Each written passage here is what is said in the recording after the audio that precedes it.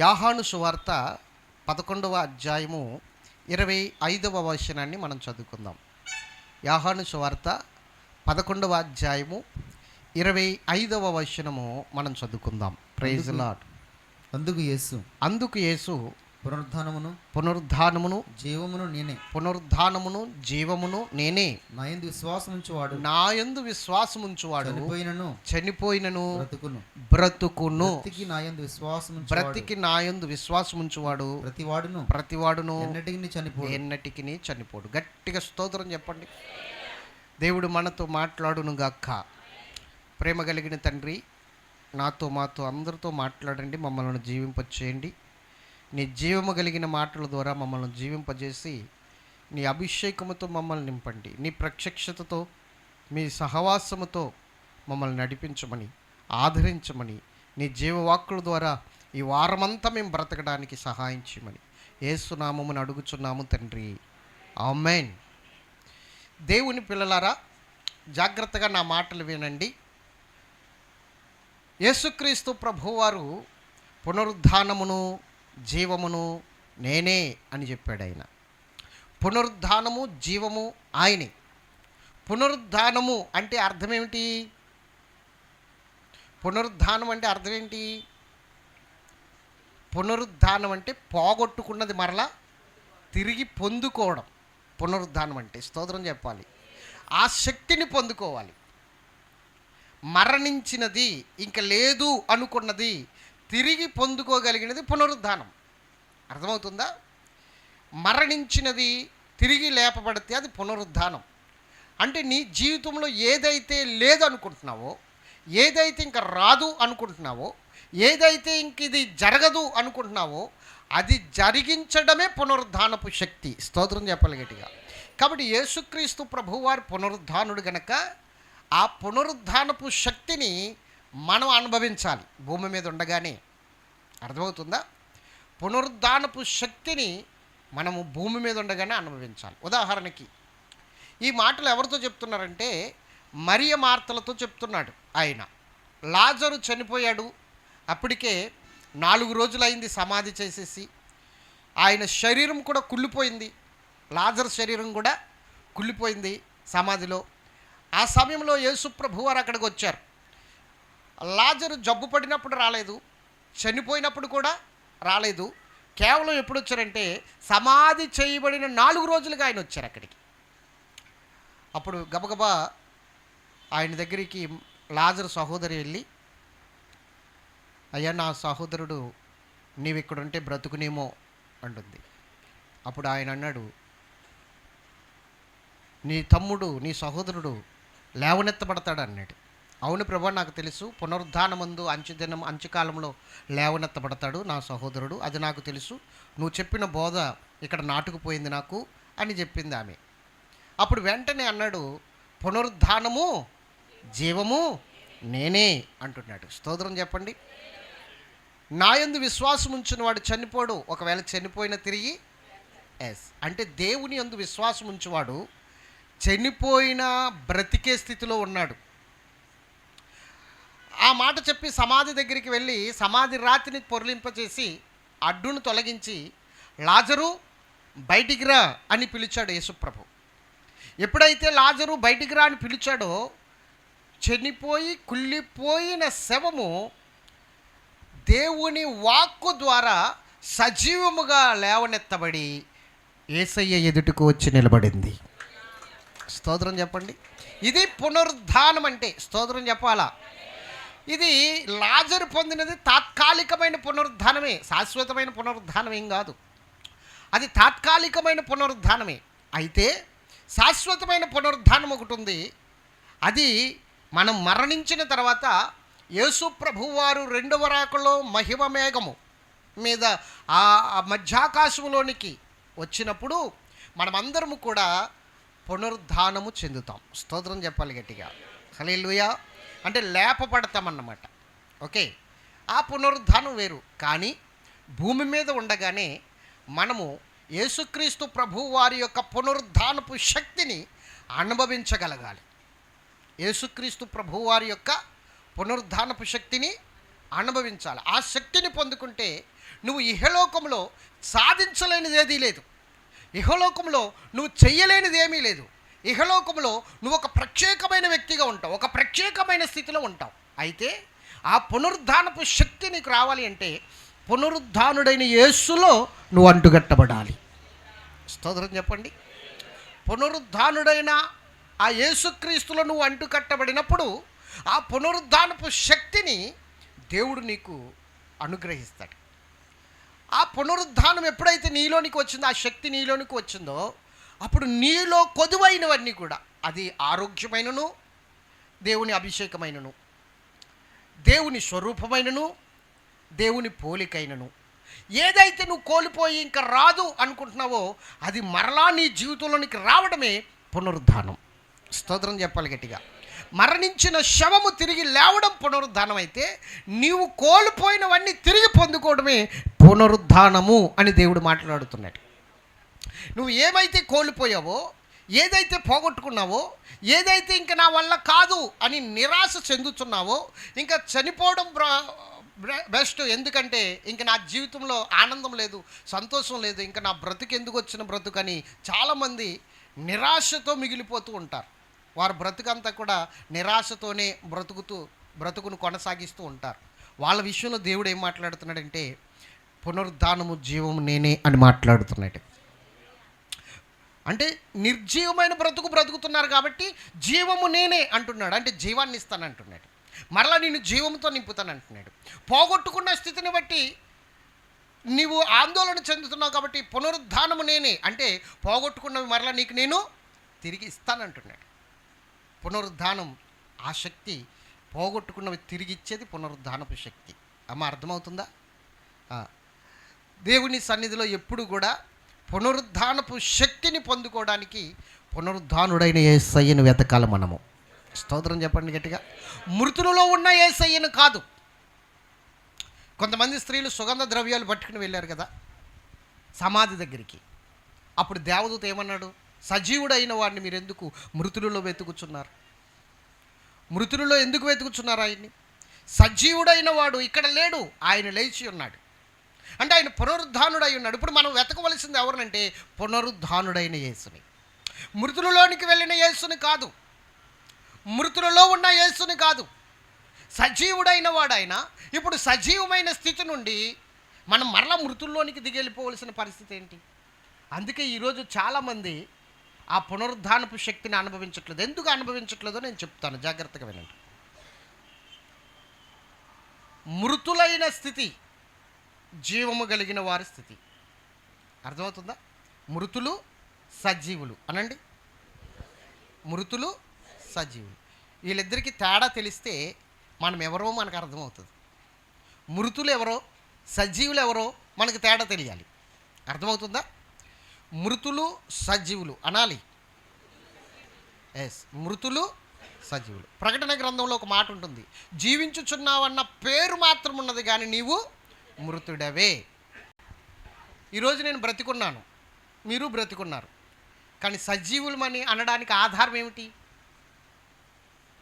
చెప్పాలి? సజీవులం అనడానికి ఆధారం ఏమిటి? మీరు బ్రతుకున్నారా లేదా? మరి ఆధారం చూపించండి. చూపించగలదుమా?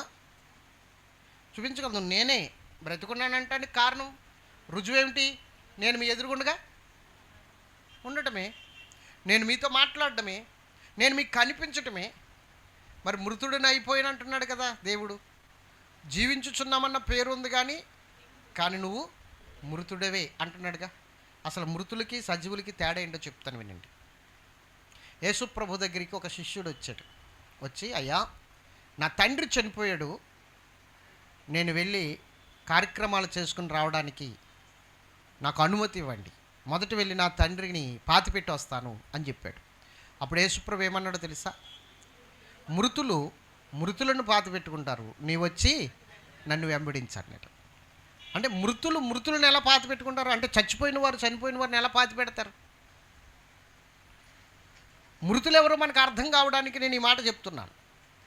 మృతులను పాతి పెట్టుకోవడం అంటే చనిపోయిన వారిని ఎలా పాతి పెడతారంటే, మృతులు అనగా ఎవరంటే దేవుని దగ్గరికి వచ్చి కూడా సజీవుడైన యేసుక్రీస్తుని, పునరుద్ధానపు శక్తిని, ఆ స్థితిని అస్సలు ఏమాత్రం కూడా గ్రహించకుండా కేవలం ఈలోక సంబంధమైన వాటిని బట్టి దేవుణ్ణి వెతుకుతున్నారు. చూసారా? ఈలోక సంబంధమైన వాటిని బట్టి కొంతమంది స్వస్థతల కోసం దేవుణ్ణి వెతుక్కుంటూ వస్తారు. కొంతమంది ఈ లోకంలో జరగవలసిన అద్భుతాల కోసం దేవుణ్ణి వెతుక్కుంటూ వస్తారు. కొంతమంది ఈ లోకంలో వివాహాల కోసం దేవుణ్ణి వెతుక్కుంటూ వస్తారు. వారి బిడ్డల యొక్క గర్భఫలం కోసం దేవుణ్ణి వెతుక్కుంటూ వస్తారు. బయట దేశాలకు వెళ్ళడానికి, విదేశాలకు వెళ్ళడానికి వీసాల కోసం దేవుణ్ణి వెతుక్కుంటూ వస్తారు. కేసులు మాఫీ అవ్వడం కోసం, కేసులు కొట్టివేయబడడం కోసం, అలాగే సమస్యలు తొలగించుకోవడం కోసం యేసుక్రీస్తు దగ్గరికి చాలామంది వస్తున్నారు. మరి ఈ లోక సంబంధమైన వాటిని బట్టే మనం దేవుణ్ణి వెతుకుతూ ఉంటే, పౌలు గారు ఒక మాట అంటారు, ఈ జీవిత కాలం మట్టికి మనం క్రీస్తునందు నిరీక్షించిన ఎడల మనం మనుషులందరికంటే దౌర్భాగ్యులం అవుదుము అన్నాడు ఆయన. అంటే ఇప్పుడు ఈ లోక సంబంధమైన వాటిని బట్టే, ఈ లోకములో ఉన్న వాటిని బట్టే మనం యేసును వెతికితే మనం మృతులము. స్తోత్రం చెప్పండి గట్టిగా. మరి ఏం వెతకాలంటే, ఈ లోకాన్ని విడిచిపెట్టిన తర్వాత, నీవు మరణించిన తర్వాత రాబోయే లోకము కొరకు, ఆ లోకంలో ఉన్న వాటిని పొందుకోవడం కొరకు నువ్వు యేసుని వెతికితే నీవు ఈ లోకంలో సజీవుడిగా పునరుద్ధానపు శక్తిని కలిగి జీవిస్తావని దేవుడు మాట్లాడుతున్నాడు. ఆమేన్. చెప్పాలి ఇంకొకసారి. అది అంత సులువేం కాదు, అది అంత సులువైన పనేమి కాదు. మనకి ఈ లోకంలో ఎన్నో అవసరాలు ఉన్నాయి, ఎన్నో కొదువులు ఉన్నాయి, ఎన్నో సమస్యలు ఉన్నాయి. అవన్నీ కూడా మరి తీర్చబడకుండా మనం ఏ విధముగా వాటి మీద మనసు పెట్టగలదుము? మనసు బాగుంటేనే కదా ఏదైనా చేయగలదుము, అవునా కదా? మనస్సు నెమ్మదిగా ఉంటేనే కదా మనం ఏదైనా చేయడానికి దృష్టి పెట్టగలదుము. మరి ఆ దృష్టి పెట్టాలంటే మనం ఎలాగా? పైనున్న వాటిని వెతకాలంటే ఎలాగా? పైనున్న వాటిని పొందుకోవాలంటే ముందు ఇక్కడ సమాధానంగా ఉండాలి కదా, ఇక్కడ అన్నీ ఉండాలి కదా. అంటే నేను ఒకటి అంటాను, నువ్వు కడుపు నిండిన వాడివైతే ఎలా వెతకగలదు? నీకు అన్నీ బాగుంటే నువ్వు ఎలా వెతకగలదు? అవునే కదా? అన్నీ బాగున్నవాడు దేవుని దగ్గరికి వస్తాడా? అంత బాగున్నవాడు దేవుడిని వెతుకుతాడా? నేనే దేవుడిని అన్న మాటకి వాడు ఇంకా అతిశయిస్తాడు. కాబట్టి దేవుడు నీకు తన శక్తిని, తన ప్రభావాన్ని, తన మహిమను చూపించడానికే చిన్న చిన్న శోధనలు, చిన్న చిన్న సమస్యలు పెడతాడట. అవి కూడా ఏమన్నాడో తెలుసా? ఒక తండ్రి కుమారుణ్ణి శిక్షించినట్లుగానే నేను వారిని శిక్షించి తిని కానీ వేరే విధముగా కాదన్నాడు. ఒక తండ్రి కుమారుణ్ణి శిక్షించినట్లుగా అంటే, తండ్రి కుమారుణ్ణి ఎందుకు శిక్షిస్తాడు? వాడి ప్రయోజకుడు అవడం కోసం, వాడు బాగుండడం కోసం, వాడు మంచివాడిగా మారడం కొరకు, వాడు ఒక స్థాయికి రావడం కొరకే తండ్రి శిక్షిస్తాడు. అలాగే నేను శిక్షించాను అంటున్నాడు. అలాగే నేను కూడా మిమ్మల్ని గద్దించాను అంటున్నాడు. అంతేకాని మీరు నాశనం అయిపోవాలని కాదు, మీరు పాడైపోవాలని కాదు. ఈ మాటలు చాలా జాగ్రత్తగా వినండి. ఇప్పుడు నువ్వు కొంచెం కొంచెం కొంచెం కొంచెం కొంచెం ఎదుగుతున్నావు అంటే దేవుని సన్నిధిలో పునరుద్ధానపు శక్తిని నువ్వు పొందుకోవడానికి సిద్ధంగా ఉన్నావని అర్థం. ఆమేన్, ఆమేన్. చెప్పాలి ఇంకొకసారి. హల్లెలూయా. ఇజ్రాయేల్ ప్రజల్ని 40 రోజుల్లో వెళ్ళిపోవలసిన ప్రయాణాన్ని 40 సంవత్సరాలు ఎందుకు మార్చాడు ఆయన? 40 రోజుల్లో వెళ్ళిపోవలసిన ప్రయాణాన్ని 40 సంవత్సరాలకు ఎందుకు మార్చేశాడు? 40 రోజులు ఎక్కడ, 40 సంవత్సరాలు ఎక్కడ? ఫిలిష్తీయుల మార్గం గుండా వెళ్తే సమీపముగా ఉంది కానాను దేశం. 40 రోజులు. మీరు గమనించండి, ఐగుప్తు దేశము నుండి కనాను దేశానికి వెళ్ళడానికి 40 రోజుల ప్రయాణం. మీకు ఎలా తెలుస్తారంటారేమో. మిద్యానీయుల ప్రాంతంలో దేవుడు దర్శించిన తర్వాత, పొదలోంచి మాట్లాడిన తర్వాత మోషే ఎన్నాళ్ళు వెళ్ళాడు? 40 సంవత్సరాలు వెళ్ళాడా? మోషేని దేవుడు దర్శించేసరికి 80 సంవత్సరాల వయసు, మోషే చనిపోయేసరికి 120 సంవత్సరాల వయసు. అంటే మోషే దర్శించినప్పటికీ, దేవుడు మోషేని దర్శించేసరికి 80 సంవత్సరాలు, మోషే చనిపోయేసరికి ఎన్ని సంవత్సరాలు? 120. 80 ప్లస్ 40, 120. అవునా కదా? అంటే 40 సంవత్సరాలు. ఒకవేళ మిద్యానీయుల ప్రాంతం నుండి ఐగుప్తు దేశానికి వెళ్ళడానికి 40 సంవత్సరాలు పడతాయి. ఐగుప్తు దేశంలోనే చచ్చిపోవాలి మోషే 80 సంవత్సరాల వయసులో. అవునా కదా? ఎక్కడ చచ్చిపోవాలి? ఐగుప్తు దేశంలోనే చచ్చిపోవాలి. కానీ ఐగుప్తుకి వెళ్ళాడు, తీసుకుని వచ్చాడు, మోయాబీల యొక్క మైదానంలో అతడు చనిపోయాడు. అంటే ఐగుప్తు దేశం వెళ్ళడం, తీసుకురావడం ఇవన్నీ జరిగిపోయాయి. మరి 40 సంవత్సరాలు పడితే మోషే ఐగుప్తు దేశంలోనే అసలు వాళ్ళని విడిపించకుండానే చచ్చిపోవాలి. అవునా కదా? 120 సంవత్సరాలు అంటే మోషే వెళ్ళిపోయాడు కదా త్వరగా. ఇజ్రాయెల్ ప్రజలను ఎందుకు 40 సంవత్సరాలు నడిపించాడు దేవుడు? ఎందుకంటే ఇజ్రాయెల్ ప్రజల్ని నడిపించడానికి 40 సంవత్సరాలు నడిపించడానికి కారణం దేవుని శక్తి, దేవుని ప్రభావం, దేవుని మహిమ, దేవుని యొక్క ఆశ్చర్యమైన కార్యాలు. వీళ్ళ రుచి చూడాలి అంటే 40 రోజులు సరిపోదు. 40 రోజులు అవన్నీ ఎలా పొందుకుంటారు? ఆ 40 రోజుల్లో ఎలా చూస్తారు? అందుకని 40 సంవత్సరాలు వారిని నడిపించాడు దేవుడు. దేవునికి మహిమ కలుగును గాక. హల్లెలూయా. ఎందుకో చెప్పనా? మానవుడు రొట్టెల వలన మాత్రము కాదు, దేవుని నోటంలో వచ్చే ప్రతి మాట వలన జీవిస్తాడు అని చెప్పాలి కదా వీళ్ళకి. వాళ్ళకి తెలియాలి కదా. తెలియాలంటే 40 రోజుల్లో వెళ్ళిపోతే ఎలా తెలుస్తుంది? 40 సంవత్సరాల్లో వారు పొందుకోవలసినవన్నీ పొందుకోవాలి, వాళ్ళు అనుభవించవలసినవన్నీ అనుభవించాలి. దేవుడి దగ్గర నుంచి సమాధానం రావాలి, దేవుడి దగ్గర నుంచి సహాయం రావాలి, దేవుడి దగ్గర నుంచి వారికి ఆహారం రావాలి, నీళ్లు రావాలి, ఇవన్నీ రావాలి. అప్పుడు దేవుడు మాకు సహాయం చేస్తాడని వాళ్ళు తెలుసుకోగలగాలి. అందుకని మానవుడు రొట్టెల వలన కాదు, దేవుని నోటంలో వచ్చే ప్రతి మాట వలన జీవిస్తాడు అన్న వాళ్ళు గ్రహించేసరికి 40 సంవత్సరాలు పట్టింది. దేవుని మహిమను గ్రహించేసరికి ఈలోగా ఎన్ని శిక్షలు వాళ్ళ మీదకి వచ్చాయో అప్పుడు కూడా వాళ్ళని ఏమంటున్నాడంటే, తండ్రి వారిని శిక్షించినట్లే నేను వారిని శిక్షించను అంటున్నాడు. స్తోత్రం చెప్పాలి గట్టిగా. తండ్రి కుమారుని శిక్షించినట్లే శిక్షించను కానీ నేను వారిని ఏమీ కూడా నాశనము. ఈరోజు నీ జీవితంలో చిన్న శోధన వచ్చినా, చిన్న కష్టం వచ్చినా, చిన్న ఇబ్బంది వచ్చినా, అది దేవుని సన్నిధిలో నీవు ఆ పునరుద్ధానపు శక్తిని తెలుసుకోవడం కొరకే. స్తోత్రం చెప్పండి గట్టిగా. హల్లెలూయా. ఆ పునరుద్ధానపు అభిషేకాన్ని నువ్వు పొందుకోవడం కోసమే. నేను 2 మాటలు చెప్తాను, జాగ్రత్తగా వినండి. పోగొట్టుకున్నవన్నీ తిరిగిచ్చే దేవుడు అనండి. పోగొట్టుకున్నవన్నీ అనాలి. నీ జీవితంలో ఏం పోగొట్టుకున్నావు నువ్వు? సమాధానమా, మనశ్శాంత, ఆనందమా, ఐశ్వర్యమా? ఏం పోగొట్టుకున్నావు? అవన్నీ తిరిగిస్తాడు. అయితే ఒకటి, ఆశీర్వాదాలు కూడా నువ్వు పరిగెత్తకు, యేసు కూడా పరిగెత్తు. ఆశీర్వాదాలు నీ వెనక పరిగెట్టుకుంటూ వస్తాయి. యేసుతో నువ్వు పరిగెత్తాలంతే, యేసు కొరకు నువ్వు జీవించాలంతే. అవన్నీ కూడా నీ దగ్గరికి వస్తాయి, క్షణంలో వస్తాయి. ఆమేన్. గట్టిగా స్తోత్రం చెప్పండి. అన్ని క్షణంలో వస్తాయి. నేను చెప్తున్నాను ఈరోజు, జాగ్రత్తగా వినండి. క్రైస్తవ సంఘానికి అర్థం కాని విషయం ఏమిటి అంటే, ఆయనతో సహవాసం చేయాలన్న సంగతి, ఆయనతో స్నేహం చేసి నడవాలన్న సంగతి, ఆయనతో మాట్లాడాలన్న సంగతి మర్చిపోయారు ఈరోజు క్రైస్తవులు. అదే ఇప్పుడు నేను మీ మధ్య చెప్పబోతున్నాను. దేవునికి మహిమ కలుగును గాక. హల్లెలూయా, హల్లెలూయా. సంఘం అంటే దిక్కుమాలినదిగా ఉండేది కాదు సంఘం. ఒక పనికి మాలినదిగా ఉండేది కాదు సంఘం. సంఘం అంటే ఏంటంటే ఒక అధికారంతో ఏదైనా సరే శాసించి పొందుకోగలిగినది సంఘం. ఆ అధికారం మనకు వస్తుందంటే ఖచ్చితంగా రాజుగారు తన ముద్రిక ఇస్తే ఆ అధికారము, ఆ ముద్రిక ఉన్నవారికి చాలా పనిచేస్తుంది. రాజముద్రిక అంటారు దాన్ని. ఆ రాజు ముద్రిక కనుక వీళ్ళకు ఉంటే ఏదైనా చేయొచ్చు, అధికారంతో ఏదైనా శాసించవచ్చు. వాళ్ళ శాసించింది ఖచ్చితంగా జరిగి తీరాలి. అలాగే యేసు అనే రాజు మనకి ముద్రికనిచ్చాడు, రాజముద్రిక. అదే యేసు రక్తము. అర్థమవుతుందా? యేసు రక్తం అనే ఒక అధికారం, యేసు రక్తం అనే ముద్రికతో ఒక అధికారం ఇచ్చాడు మనకి. ఈ అధికారంతో మనం ఏదైనా చేయగలం, ఏదైనా సాధించగలదు, ఏదైనా సాధించగలదు. ఏదైనా సంఘం అవుతుందా? సాధించగలుగుతుందంటే సంఘం సాధించగలుగుతుంది. ఎప్పుడు?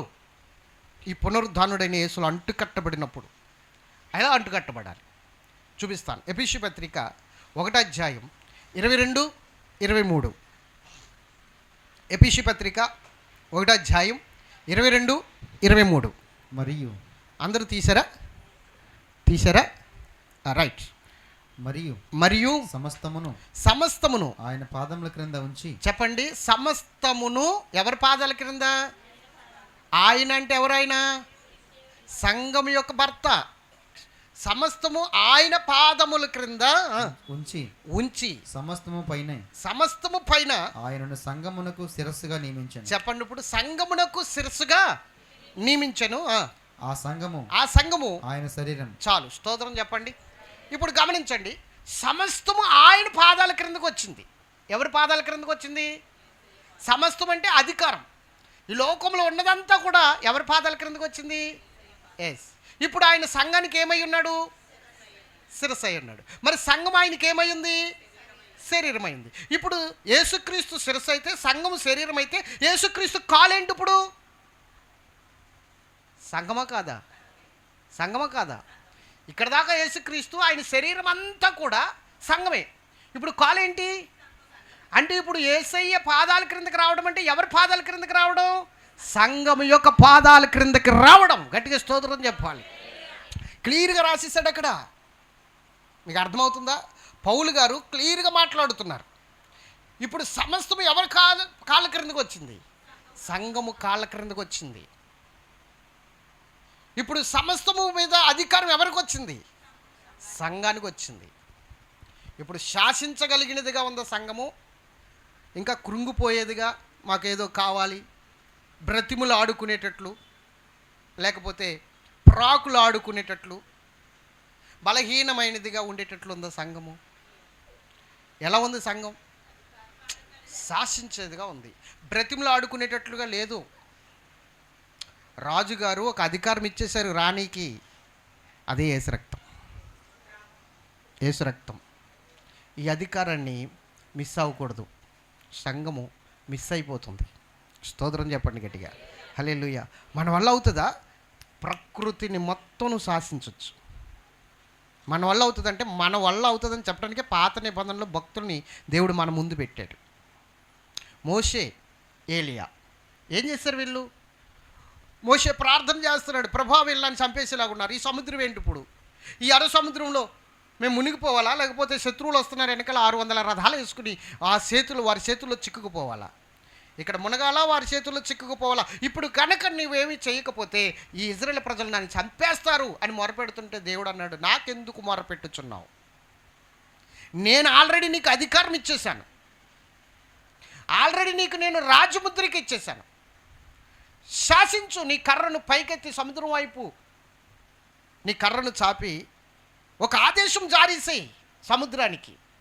చెప్పు, నువ్వు మాట్లాడు, ఆజ్ఞాపించు. కర్ర పైకెత్తాడు.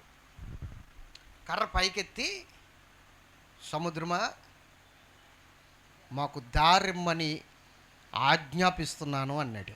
స్తోత్రం చెప్పండి. సముద్రము 2 పాయలుగా మారిపోయింది. ఈయనెవరు? మనుషుడా దేవుడా? అతడు సంఘానికి సాదృశ్యము. సంఘానికి సాదృశ్యము. స్తోత్రం చెప్పండి. హల్లెలూయా. ప్రభువా వీళ్ళు నీళ్లు లేకుండా దప్పిక చేత అలమటిస్తున్నారు, ఇప్పుడు కూడా నన్ను చంపేలాగున్నారు ప్రభు అంటే నాకెందుకు ప్రార్థన చేస్తున్నావు? బండతో మాట్లాడవయ్యా, వెళ్ళి ఆ బండతో మాట్లాడు, ఆ బండ నీళ్ళు ఇస్తుంది. నేను మాట్లాడితే ఎలా ఇస్తుంది ప్రభు? మాట్లాడు, నీకు అధికారం ఉంది, నీకు అంత అధికారం ఇచ్చాను, నువ్వు మాట్లాడు అన్నాడు. వెళ్ళి మాట్లాడాడు. దేవునికి స్తోత్రం చెప్పాలి. కర్రిచ్చి కొట్టాడు. అక్కడ మనం చూస్తాం. బండలోంచి నీళ్ళు వచ్చేయలేవా? బండలోంచి నీళ్ళు తీసుకురావడం ఎవరి వల్ల అవుతుందండి? ఎవరి వల్ల అవుతుంది? నువ్వు ఆజ్ఞాపిస్తే బండ కూడా నీళ్ళు ఇవ్వాల్సిందే. ఇది సంఘానికున్న శక్తి. ఇది పునరుద్ధానపు శక్తి.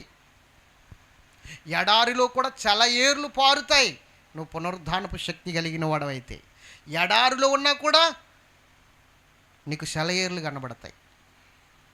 నీకు అర్థం కావట్లేదు. ఈరోజు క్రైస్తవునికి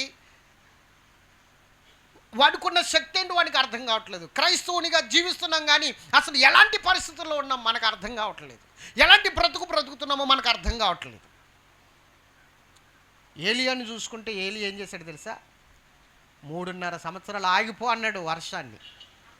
ఆకాశ తూములు మూసేసాడు దేవుడు ఒక్కసారిగా. అవునా కదా? అడిగాడు, ఎందుకు మూసేయాలి ఏలియా అని అడిగితే, ప్రభువా వీళ్ళందరూ కడుపు నిండిన వాళ్ళ ఉన్నారు, వీళ్ళందరూ కడుపు మాడితేనే కానీ నువ్వెవరవో తెలుసుకోరు. కడుపు మాడాలి, మూసేయి అన్నాడు అంతే. అంటే ఒక సామాన్య మానవుడితో మాట్లాడుతున్నట్లుగా మాట్లాడుతున్నాడు అక్కడ. మూసే అంటే మూసేసాడండి దేవుడు, మూసేసాడు. 3 సంవత్సరాలన్నర తర్వాత ఏం చేశాడు? వర్షం కురవాలని ప్రార్థన చేశాడు, వర్షానికి ఆజ్ఞాపించాడు. కురిసిందా లేదా? ఈయన సంఘానికి సాదృశ్యంగా ఉన్నాడు. ఒక మనుష్యుడు 6 రోజులు చేశాడు, అదే ఈరోజు సంఘానికి ఇచ్చాడు దేవుడు, అధికారం ఇచ్చాడు. సంఘం లోకానికి వెలుగు, సంఘం లోకానికి మాదిరి, సంఘం లోకానికి ఉప్పు. సంఘము లోకములో ఉంటే లోకము ఎంతగానో సంఘాన్ని చూసి ఆకర్షించబడాలి, వెలుగునొందాలి లోకం. కానీ ఈరోజు ఎలాగుందో తెలుసా? దౌర్భాగ్యం. సంఘం అంతా కూడా లోకం వెనకాల పరిగెడుతుంది. ఒకడు బొక్కలతో వచ్చాడు, ప్యాంట్లు మొత్తం బొక్కలే.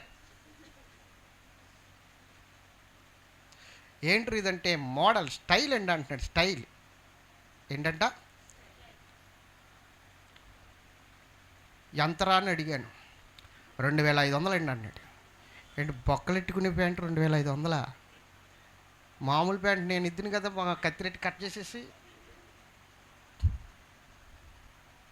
దేవునికి మహిమ కలుగును గాక.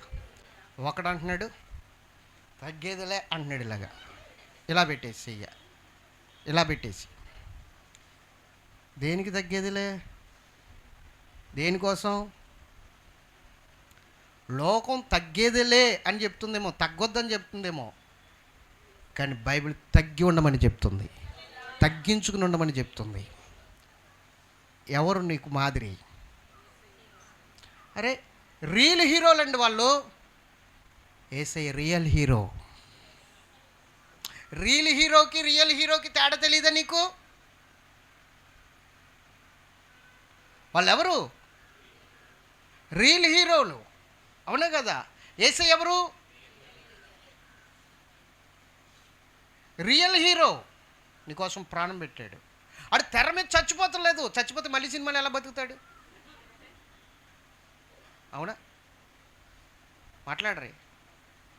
మళ్ళీ సినిమాల్లో బాగా కనబడుతున్నాడు కదా. నేను చిన్నప్పుడు అలాగ అనుకునేవాడిని, అయ్యో మొన్న చచ్చిపోయాడు కదా ఇటు మళ్ళీ అలాగ వచ్చాడు అనుకునేవాడిని.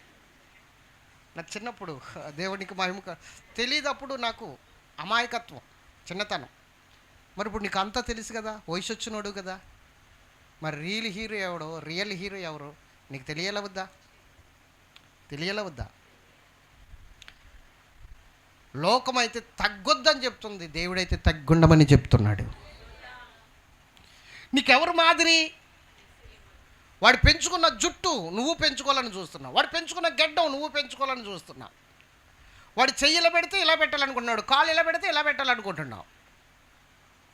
ప్యాంటుకి బెజ్జలు పెట్టుకుంటే నువ్వు బెజ్జలు పెట్టుకోవాలనుకుంటున్నావు, లేదంటే ప్యాంటు మోకాల దాకా కట్టుకుంటున్నాడు వాడు, నువ్వు మోకాల దాకా కట్టుకోవాలనుకుంటున్నావు. ఎవరు నీకు మాదిరి? వాడు ఆ రీలు ఉన్నంత వరకే అలా చేస్తాడు, తర్వాత అలా చేస్తాడా? వాడిని ఫాలో అవుతూ నువ్వు అలా చేస్తున్నావు. నువ్వు నిజంగా ఫాలో అవ్వాల్సింది వాళ్ళని కాదు, ఎవరినో చెప్పనా? మిమ్మల్ని మనుషులు పట్టు జాలరులుగా చేస్తాను, నన్ను వెంబడించండి అన్నాడు ఆయన. మనం వెంబడించవలసింది వాళ్ళని కాదు, యేసయ్యను వెంబడించాలి. అది ఫాలో అవ్వడం అంటే, ఆయన ఫాలో అవ్వాలి. దేవునికి మహిమ కలుగును గాక. హల్లెలూయా. ఆయన ఫాలో అవ్వాలి. ఆయన మన రియల్ హీరో, మన కొరకు ప్రాణం పెట్టినవాడు ఆయన. లోకానికి మనం మాదిరిగా ఉండాలి, కానీ లోకం వెనకాల మనం పరిగెడతాం ఏంటంటే దౌర్భాగ్యం కాకపోతేని, పనికి మాలిన పరిస్థితి కాకపోతే లోకం వెనకాల మనం పరిగెడతాం ఏంటి? మన డ్రెస్సింగ్ స్టైల్ చూసి లోకం మారాలా, మన హెయిర్ స్టైల్ చూసి లోకం మారాలా, మన జీవన విధానము జీవన స్టైల్ చూసి లోకం మారాలా. అంతేకాని వాళ్ళ స్టైల్ చూసి మనం మారితే ఇంకేముందండి? నేను ఎప్పుడు చెప్పే మాట మరలా చెప్తున్నాను, పడవ నీటిలో నడవాలి, పడవలోనికి నీరు రాకూడదు. పడవ నీటిలోనే నడవాలి, కానీ నీరు పడవలోకి వస్తే పడవ మునిగిపోతుంది. అలాగే లోకంలోనే క్రైస్తవ సంఘం ఉండాలి, కానీ సంఘంలోనికి లోకం రాకూడదు. సంఘంలోనికి లోకం రాకూడదు. లోకపు ఆనవాళ్ళు, లోకపు మర్యాద, లోకపు స్థితి సంఘంలో కనబడకూడదు. ఇది అర్థం కావట్లేదు ఈ రోజున. మరి పునరుద్ధానపు శక్తిని ఎలా పొందుకుంటాడు క్రైస్తవుడు? పునరుద్ధానపు శక్తితో ఎలా నింపబడతాడు క్రైస్తవుడు?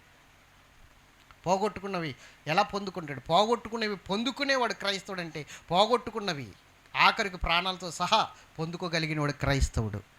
మరి ఏమీ లేని దిక్కుమాలిన వాళ్ళ కనబడుతున్నాడండి ఈరోజు క్రైస్తవుడు. ఎంతగా దేవుని శక్తిని, దేవుని అభిషేకాన్ని కోల్పోతున్నాడో చూడండి. అంటే ఆయన శరీరం మనము ఆయన కాళ్ళ క్రిందకి రావడం అంటే మన కాళ్ళ క్రిందకి రావడమే సమస్తం కూడా. మన కాళ్ళ క్రిందకి రావడమే సమస్తము కూడా. దేవునికి మహిమ కలుగును గాక. హల్లెలూయా. కాబట్టి నేను చెప్తున్నాను, మనము ఆయన గురించి బాగుగా తెలుసుకోవాలి, ఆయన ప్రభావం గురించి తెలుసుకోవాలి, ఆయన మహిమ గురించి తెలుసుకోవాలి, ఆయన అభిషేకం గురించి తెలుసుకోవాలి, ఆయన పునరుద్ధానపు శక్తి గురించి తెలుసుకోవాలి. అలా తెలుసుకోవాలంటే మనం ఎలా ఉండాలో తెలుసా? మనం ఎలా నడవాలో తెలుసా? దాసులుగా కాదు. నేను ఆయన దాసుడిని కాదు. దాసుడిని అయితే బయట నిలబడాలి. ఎక్కడ నిలబడాలి? బయట నిలబడాలి. బయట నిలబడాలి. లోనికి వస్తాగా అధికారం లేదు నాకు. కానీ స్నేహితుడిని అయితే చెప్పాలి, స్నేహితుడిని అయితే అన్నిట్లోనే అధికారం ఉంది నాకు. అవునా కదా? స్నేహితుడిని అయితే ఎట్లాగో చెప్పనా? మా ఏలియా రాజు, మాకిద్దరు బాబులు కదా, వాళ్ళ ఫ్రెండ్స్ వస్తారు ఒక్కోసారి ఇంటికి. అంకుల్ ఏలియా ఎక్కడున్నాడు, లేకపోతే రాజు ఎక్కడున్నాడని అడుగుతారు. నేను అంటాను, లోపల ఉన్నారమ్మా, లోపలికి వెళ్ళు అని లోపలికి వెళ్ళిపోమంటాను. అంటే వాళ్ళు బెడ్రూమ్లో ఉన్నారు, బెడ్రూమ్లోకి వెళ్ళిపోమంటారు. ఎవరైనా ఒకళ్ళు వచ్చి మనకు తెలియని వాళ్ళు, సార్ ఏలియా ఎక్కడున్నాడని అడిగాడు అనుకోండి, కేకేస్తాను ఉండమ్మని చెప్పేసి ఏం చేస్తాను? బయటే నిలబెట్టి కేకేస్తాను. స్నేహితుడిని ఎక్కడికి పంపించాను? లోపల ఉన్నాడు, వెళ్ళమని చెప్పాను. ఇప్పుడు దాసుడిని కాబట్టి నేను దేవుని దగ్గర అడగాలి, ప్రభా ఈరోజేంటి అని అడగాలి. ఆయన ఏం చెప్తాడు? దాసుడు యజమానుడు చేయనిది దాసుడికి తెలియదు. కానీ స్నేహితుడిగా మారితే చెప్పాలి, అన్నీ తెలుస్తాయి. యోహాను సువార్త 15వ అధ్యాయం 13, 15 చదవండి. 14 తర్వాత చదువుదాం. 14 చదవకండి, 13, 15 చదవండి. తన స్నేహితుల కొరకు తన ప్రాణం పెట్టి వానికంటే ఎక్కువైన ప్రేమ గలవాడెవడూ లేడు. చెప్పండి, స్నేహితుని కొరకు ప్రాణం పెట్టువానికంటే ఎక్కువైన ప్రేమ కలిగిన వాడు ఎవడు లేడు. చెప్పండి. ఇప్పుడు స్నేహితుడు ప్రాణం పెట్టగలిగినంత గొప్పడంట. మరి ఆయన వెంబడించాలా వద్దా మనం? హలో చెప్పాలి. నేను అంటాను, రియల్ హీరోలు ఉన్నారు కదా, రియల్ హీరోలు వాళ్ళు నీ కోసం ఏం చేశారు? ఎప్పుడైనా ఒక కట్ట బియ్యం వేయించారా? నీ పుట్టినరోజు కేక్ కట్టుకొచ్చి కట్ చేయించారా? ఒక జత బట్టలు తీయించారా? నీ వల్లే వాళ్ళు బాగుపడుతున్నారు. అవునా కదా? నీ వల్లే 1000 రూపాయలైనా 2000 అయినా టికెట్ కొనుక్కుని వెళ్తాం రిలీజ్కి. ఎవరు బాగుపడుతున్నారు? ఎవరి వల్ల? ఎప్పుడైనా నీ కోసం ఏదైనా చేశాడా? చెయ్యలేదు. చెయ్యలేని వాని కోసం వాడి జీవన స్టైల్, అంటే తెర మీద కనిపించిన ఆ స్టైల్ నువ్వు ఫాలో అవుతున్నావు. నీ స్నేహితుడు నీ కొరకు ప్రాణం పెట్టాడు, అంతకన్నా గొప్పోడు లేడు స్నేహితుడు. మరి ఆయన కోసం నువ్వేం చేయగలుగుతున్నావు? ఆయన కోసం నువ్వేం చేయగలుగుతున్నావు? ఏమి ఇవ్వగలుగుతావు నువ్వు ఆయనకి? పనికి మాలిన వాని వెనకాల వెళ్తున్నావు, కానీ నీ కొరకు ప్రాణం పెట్టిన వాని వెనకాలకు మాత్రం రావట్లేదు నువ్వు. అలా ఉండమన్నా కూడా నువ్వు ఉండడానికి ఒప్పుకోవట్లేదు. అది ఎంతవరకు కరెక్ట్ ఆలోచించు. తన స్నేహితుని కొరకు ప్రాణం పెట్టువానికంటే గొప్పవాడు ఎవడును, అంతకన్నా గొప్ప స్నేహితుడు ఎవడును? ఆయన ప్రాణం పెట్టిన స్నేహితుడు మన కోసం. 15 చదువునాన్న. దాసుడు తన యజమానుడు చేయదాన్ని ఎరగడు. దాసుడు తన యజమానుడు చేయని దాన్ని ఎరగడు. దాసుడు ఎప్పుడు కూడా యజమాని తలంపు ఏంటో తెలియదు, యజమాని ఉద్దేశం ఏంటో తెలియదు, యజమాని ఆలోచన ఏంటో తెలియదు దాసునికి. గనుక ఇక మిమ్మల్ని దాసులని పిలవక స్నేహితులని పిలుస్తున్నాను. గట్టిగా స్తోత్రం చెబుదామా? ఇప్పుడు చెప్పండి, ఎలా మారాలి మనం ఇప్పుడు ఆయనకి? ఎలా మారాలి? స్నేహితులుగా మారితే ఉండే ఉపయోగం ఏమిటో ఒక్క మాటలో చెప్పి నేను ముగించేస్తాను. ఇంకా జాగ్రత్తగా వినండి. స్నేహితుడిగా మారితే ఉపయోగం ఏమిటో. అబ్రహాము దేవుని స్నేహితుడు, అవునే కదా? అబ్రహాం ఎవరి స్నేహితుడు? ఇజ్రాయెల్ ప్రజలతో అంటాడు దేవుడు, నా స్నేహితుడైన అబ్రహాము సంతానమా అంటాడు. నా స్నేహితుడైన అంటే అబ్రహాం ఎవరి స్నేహితుడు? దేవుని స్నేహితుడు. మరి అబ్రహాముకు అన్నీ చెప్పుకొచ్చేసాడు, ఏది మర్మం అనేది లేకుండా. సమస్తము చెప్పుకొచ్చేసాడు. అరమరకలు లేవు ఇంకా దేవునికి అబ్రహాముకి, మొత్తం అన్నీ చెప్పుకొచ్చేసాడు. బిడ్డలు పుట్టకుండగానే తన సంతానానికి ఏం చేస్తాడో కూడా చెప్పుకొచ్చేసాడు. స్తోత్రం చెప్పాలి. అప్పటికి ఇంకా ఇస్సాకు పుట్టలేదు, కానీ నీ సంతానం ఇలాగ ఐగుప్తు వెళ్తుంది, ఆ తర్వాత బానిసలుగా 400 సంవత్సరాలు ఉంటారు, ఆ తర్వాత వాళ్ళకి తీర్పు తీర్చిన తర్వాత నేను ఇక్కడికి తీసుకొచ్చి నీ సంతానానికి ఈ దేశాన్ని స్వాస్థ్యంగా ఇస్తాను, ఇవన్నీ చెప్పుకొచ్చేసాడు. అంటే అబ్రహాముకి దేవునికి ఏమి లేదు, అరమరకలు లేవు, మర్మాలు లేవు, ఇద్దరు మనస్సు ఒక్కటే అయిపోయింది అక్కడ. స్తోత్రం చెప్పాలి కదా. మరి దావీదు దేవుని స్నేహితుడే కదా, అందుకనే దేవుడు ఏమన్నాడు తెలుసా, అబ్రహాము నా హృదయానుసారుడు, దావీదు నా హృదయానుసారుడు, నా ఉద్దేశములన్నీ సఫలం చేస్తాడు. దావీదు దేవుని స్నేహితుడు కాబట్టి దేవుని హృదయంలో ఏముందో దావీదుకి తెలుసు, అందుకని నా హృదయానుసారుడు. రైట్. హనోకు 300 సంవత్సరాలు దేవునితో నడిచాడు. ఎన్ని సంవత్సరాలు చెప్పాలండి? 300 సంవత్సరాలు, 365 సంవత్సరాలు అతని వయసు. కానీ 65 సంవత్సరాలు నార్మల్ వ్యక్తిగా మనలాగానే ఉన్నాడు, కానీ తర్వాత 300 సంవత్సరాలు మాత్రం దేవునితో స్నేహం చేశాడు. ఆ 300 సంవత్సరాల్లో ప్రతిరోజు దేవుడు పరలోకం నుండి దిగి అనోకు ఇంటికి వచ్చేవాడు. అవునా కదా? ప్రతిరోజు దిగి వచ్చేవాడు. ఎందుకంటే అనోకు పరలోకం వెళ్ళలేడు, అందుకని దేవుడే దిగి వచ్చేవాడు అనోకు దగ్గరికి వచ్చి ప్రతిరోజు కబుర్లు చెప్పుకునేవారు. ప్రతిరోజు తెల్లవారులు కబుర్లు చెప్పుకుని తెల్లవారు దేవుడు పరలోకం వెళ్ళిపోయేవాడు. ప్రతిరోజు గుమ్మం దగ్గరికి వెళ్ళి అనోకు ఏం చేసేవాడు, దేవుడికి షండాప్ ఇచ్చేవాడు, సాగనంపేవాడు గుమ్మం దాకా వెళ్ళి. ఒకరోజు 365వ సంవత్సరంలో చివరి రోజున, 365వ సంవత్సరంలో చివరి రోజున దేవుడు ఎప్పుడులాగానే వచ్చాడు. ఆ నైట్ తెల్లవారి వెళ్ళిపోవాలి, కానీ ఏం చేశాడంటే ఈసారి గుమ్మం దాకా వచ్చి సెండాప్ ఇచ్చే అనోకు భుజం మీద దేవుడు ఇలా చెయ్యేశాడు. దేవుడు చెయ్యేస్తే దేవుడు చెయ్యి ఇతను తీయగలడు, ఇంకా తీయలేడు కదా. దేవుడు ఇలా చెయ్యేసరికి గుమ్మం దాకా వచ్చి ఆగిపోవలసిన వాడు దేవుడు నడుస్తుంటే అలా నడుస్తూనే ఉన్నాడు. చెయ్యి ఉంది కదా, మరి ఎక్కడి దాకా నడిచి వెళ్ళిపోయాడు. అప్పుడు చెయ్యి తీశాడు.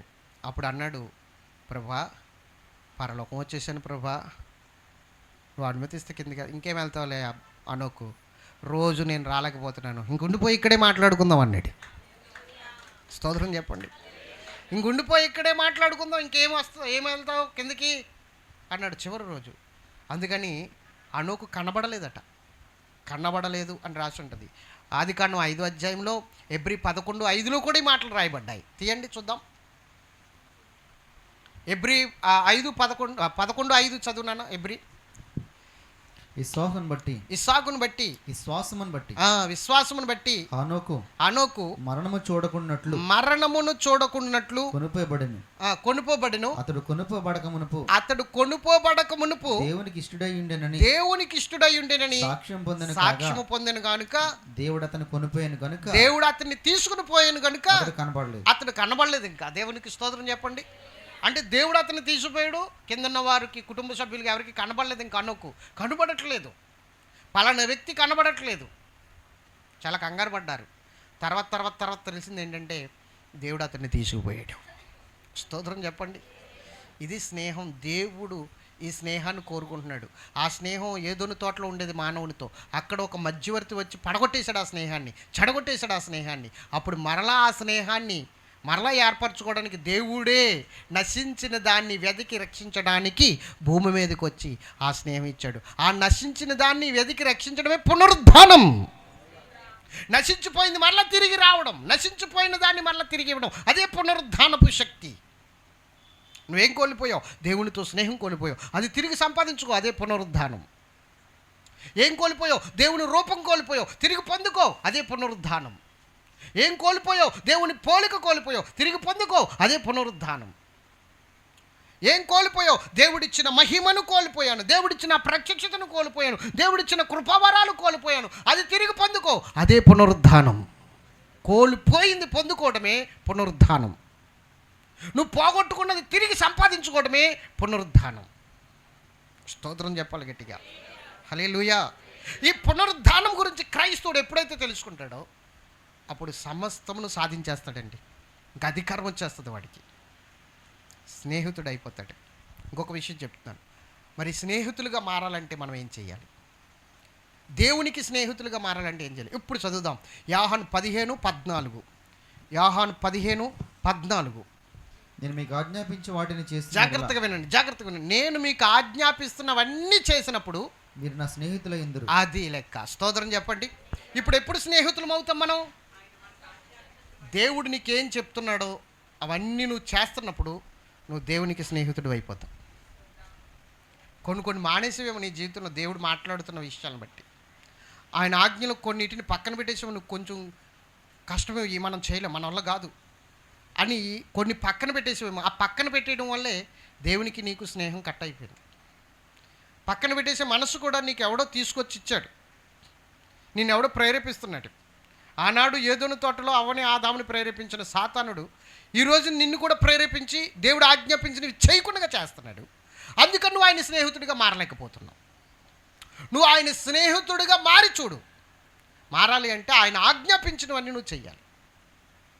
ఆయన ఆజ్ఞాపించినవన్నీ నువ్వు చేసినప్పుడు ఆయన స్నేహితుడు అవుతావు. అంతేకాని కొన్ని నీకు కఠినంగా ఉన్న వాటిని ఆ దేవుడికి తెలుసులే, ఆయనకి తెలియదేంటి నాకు ఈరోజు బాగోలేదని, ఆయనకి తెలియదేంటి ఈరోజు నాకు ఖర్చు ఉందని, దక్షిణ భాగం తీయపోయిన వల్ల నాకు ఖర్చు ఉందని ఆయనకి తెలియదేంటి, నాకు అవసరమని ఆయనకి తెలియదేంటి, నేను దేవుని సన్నిధికి వెళ్ళకపోయిన పర్వాలేదు, ఏమీ లేవు కదా, వాహనాలు ఏమీ లేవు కదా, ఏం పర్వాలేదులే, ఆయనకి తెలియదేంటి. ఇలా కొన్ని నువ్వు మానేస్తున్నావు చూడు. అప్పుడు నువ్వు స్నేహితురాలుగా ఎలా మారుతావు?